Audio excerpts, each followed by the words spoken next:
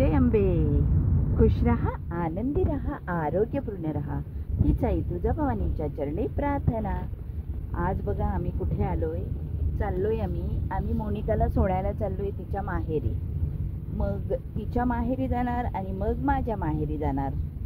तर आज पाडवा होता, तर मी माझ्या अहोंचं औक्षण केलं, मोनिकाने तिच्या अहोंचं.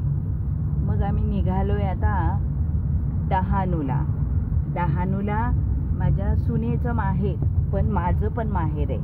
माझी संतोषी मातेचं घर आहे तिथे, मंदिर आहे तिथे. तर मग म्हटलं चला मग आपण मोनिकाला सोडू आणि तसंच मग संतोषी मातेला पण भेटू आणि मग मुंबईला मग तसंच. म्हणून मग आम्ही निघालोय. तर बघा किती सुंदर निसर्ग. सगळीकडे असे ना, आता पाऊस तर अजूनही पडतोच आहे, पावसाला काय, पण मग ना सगळीकडे हिरवं गार असं, सगळीकडे सगळे डोंगर आहे ना, हिरवे गार असे शोभून दिसत आहे सुंदर. आणि त्यातून वाट काढत जशी काही आमची गाडी चालली आहे असं. इतकं सुंदर आहे बघा, नाही ना, हिरवं गार सगळीकडे. पण पावसाची चाहूल लागते, पाऊस पडणारच आहे असं वाटतंय बरं का.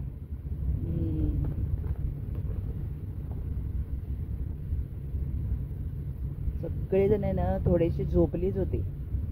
सकाळीच उठलोय ना आम्ही, रात्री उशिरा झोपलो, मग सकाळीच उठलो. आता बघा असं मस्त ना, आईचं आलंय बरं का घर, आता मंदिर आलंय. आता त्या इथे आम्ही वळलोय. आता त्या मंदिरात कडून पुढे गेलं की सगळे बघा, आता सगळे हे पूजेचे साहित्य, त्याच्या सगळ्या अशा रांगा त्या दुकानाच्या. आणि ते पहा, कळस दिसला आपल्याला संतोषी मातेचा, असा सुंदर ना की बस. आता बघा इकडचा परिसर इतका सुंदर आहे ना.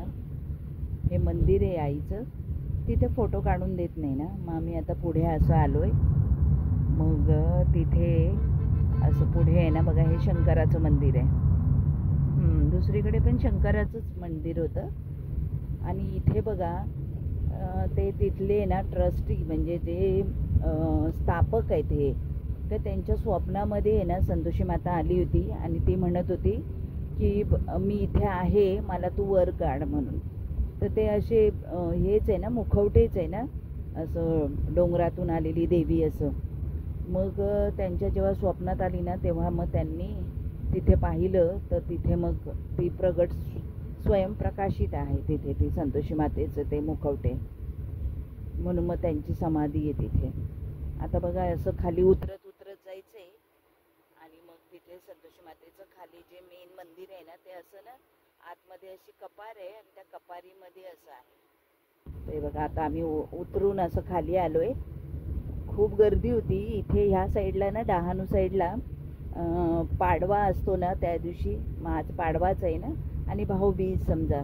तर त्या दिवाळीच्या सणामध्ये सगळेजण आहे ना छान बाहेर सगळे नवीन कपडे घालतात, सगळ्यांना शुभ दीपावली म्हणतात आणि बाहेर जातात. मग संतोषी मातेचं मंदिर आहे.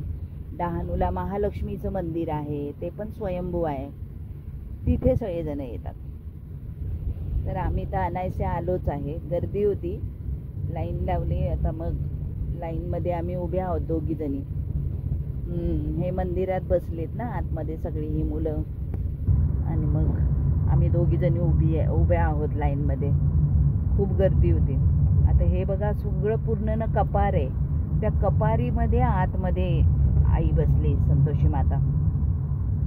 तर ही एवढी लाईन आहे बघा. आणि त्या कपारीमध्ये ना सगळे डोंगर असे आहेत, खूप असे डोंगर असे असं. आणि त्याच्या आतमध्ये कपार आणि त्या कपारीमध्ये ही संतोषी माता अशी आहे. म्हणून तिचं तर दर्शन घेणंच होतं ना आपल्याला. आम्ही मागे खूप वेळा येऊन गेलोय. आम्ही गेले 22 वर्ष येतो इथे, आणि तिथलीच सुनबाई भेटली, म्हणजे आईनीच मला दिले ना तिला घे. हे बघा, हे आतमध्ये असं आहे ना जायचंय कपारीमधून आणि मग तिचं ते आतमध्ये तिचं दर्शन. ते मधली कपार आहे ना ती जराशी छोटी आहे, मग त्यातून जरासं वाकून जावं लागतं. मग तिथे समोरच ती ना छोटीशी अशी स्वयंप्रकाशित असं आहे तिथे. आता बघा पाठीमागे मी पाठी करत, कारण वळायला पण जागा नाही आहे, असं दर्शन करायचं आणि तसंच पाठीमागे होत असं यायचं. मग पाऊस पण पडत होता ना, किती नुसता विजांचा हे. आता मोनिका गेली, मोनिका पण गेली आणि मग दर्शन घेतलं आणि मग तशीच पाठीमागे आली. ती बघा तिथे ती स्वयंप्रकाशित संतोषी मातेची मूर्ती म्हणजे असं हे आहे ते. हां. आणि मग आम्ही बाहेर आलो, असं खूप छान प्रसन्न असं वाटलं. आणि खूप पाऊस पडत होता, अगदी आवाज गडगडाट असा होता ढगांचा आणि खूप पाऊस पडत होता. हे आजूबाजूचं बघा, तिथेच समोर असं जंगल टाईप आहे, असं सगळं असंच भरलेलं आहे सगळं.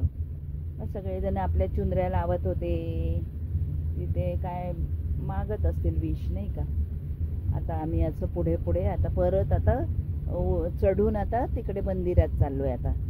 मग इथे ती खाली आहे आणि मग वरती ज्यांना इथे खाली कपारीमध्ये नाही घुसता येत तर त्यांच्यासाठी तिथे वरती मंदिर बनवलं आहे आणि मग त्या मंदिरामध्ये जाऊन दर्शन घ्यायचं आहे असं माझ्या सुनेनेच सांगितलं मला. आणि तिथले लोक पण सांगतात, म्हणजे 5-6 वर्षापूर्वी तर ना त्या कपारीमधून कुंकू येत होतं असं तिथली एक बाई मला म्हटली.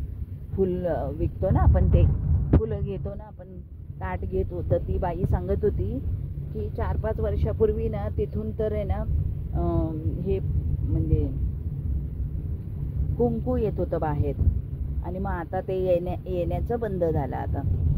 नाही तर आता 4-5 वर्षापूर्वीपासून पर्यंत ते कुंकू येत होतं म्हणे. हो ना, बघा कसं असं चमत्कार मस्त ना, असं स्वयंभू आणि स्वयंसिद्ध मंदिर आहे हे संतोषी मातेचं. मला जसं माहिती झाले ना तसं मी इथे आले. बघा इथे मंदिरामध्ये हे सगळेजण बसले होते, पाऊस येत होता ना म्हणून सायलीला घेऊन बसले होते. आणि युक्ता, दुर्वा तिथे छान आईच्या मंदिरामध्ये खेळत होते. म्हणून तर म्हटलं ना माझं माहेरच आहे ना ते संतोषी मातेचं मंदिर. चणे आणि गुळाचा प्रसाद. मग दुर्वाला म्हटलं जा ग, तिथे ना फोटो काढून देत नाही ना. मग दुर्वाला म्हटलं जा ग बरं, हळूच काढ ग जरासा आईचा फोटो. म्हणून मग ती हळूच गेले, पण बघू आता येतोय का. हा, थोडीशी एक झलक जरी आपल्याला आईची भेटली ना तरी तुम्हालाही दर्शन होईल ना आई संतोषी मातेचं. हे पहा, जय संतोषी मा, जय संतोषी माता, जय संतोषी माता. असं खूप सुंदर असं मंदिर आहे. डहाणूला चारोटीवरून सरळ जायचं आहे पुढे आणि चारोटीवरून गुजरात रस्ता लागेल ना, तिथे महालक्ष्मी गुजरात हायवे आहे ना, मुंबई गुजरात हायवे, तिथे महालक्ष्मीचं स्वयंभू मंदिर आहे.